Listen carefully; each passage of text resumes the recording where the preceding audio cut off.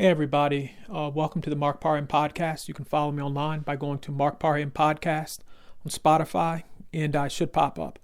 So, something that I've been seeing people talk about in the comment section on YouTube, and something that, I've noticed is that you're having a lot of these, white basketball players, and I don't mean to, use racial terms or anything like that, but I'm just saying, you have a lot of these white basketball players now that are dominating basketball. Look at Caitlin Clark. Look at Cooper Flagg. And the amazing thing about, I would say, what's happening is these are folks where they don't come from an urban city. They're not somebody that, this person, came from New York City or this person's from LA. These are people from, I think Cooper Flagg is from Maine. And what's her name? Caitlin Clark is from Iowa. And look at the level of talent that they have. And so, it used to be the old stereotype where somebody had to come out of a city, to be going up against competition in certain cities and things like that to actually be called a good basketball player. And now you're having, folks come out of nowhere. I mean, these are two folks that have grown up in the suburbs that, they play like they, are from Harlem or something. And so it's just amazing what's happening in basketball, and it's showing that with basketball, it doesn't matter where you're from.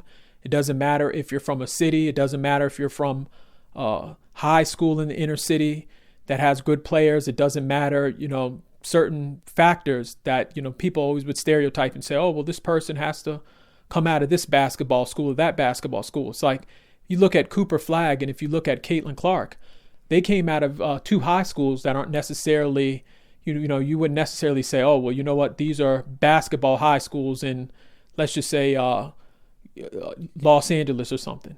And so it just goes to show you how, the basketball is just basically just everywhere.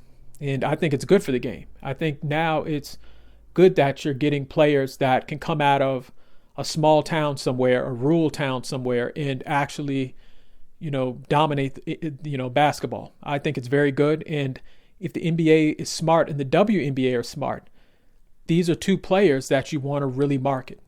I mean, I know with Caitlin Clark, it was just like the WNBA was sort of, iffy. They were 50-50 about things. Well, should we put Caitlin Clark out there? Shouldn't we? Or, after the day, Caitlin Clark is this and that. It's like, Caitlin Clark and Cooper Flagg appeal to so many normal kids who grew up in the suburbs or normal, adults. Why not sit up and market those two athletes? Like put the $1 million marketing machine or $1 billion marketing machine behind Caitlin Clark for the WNBA and Cooper Flagg for the NBA. Like it's smart. And, this whole thing, I remember with the WNBA where it was this back and forth with Angel Reese, and some players were saying, Angel's a better player and this and that. But, I mean, if you look at Caitlin Clark from a marketing standpoint, you see how many loyal fans she has? Like, there's people that would show up with her jersey to games and stuff, Iowa jerseys, where before people weren't even checking for Iowa like that when it came to basketball. Look at Cooper Flagg. He's somebody in Dallas right now who's humble. He's like another version of LeBron James. He's 19. This is where the NBA should get behind these people. And it's sort of crazy because I don't want to say this, but if someone like a Caitlin Clark or a Cooper Flagg were, let's just say, from a certain place, listen, people wouldn't have even had any doubts. Like, and I was wrestling with this in my mind. I said, well, wait a minute. When you look at Caitlin Clark and Cooper Flagg, I'm like, now, if Caitlin Clark and Cooper Flagg were black, could you imagine after the day, like, people would say, man, these two players are the future of the league, all this other stuff. And, for whatever reason, even though Caitlin Clark was, doing her thing, you saw what the WNBA did. They missed a huge opportunity.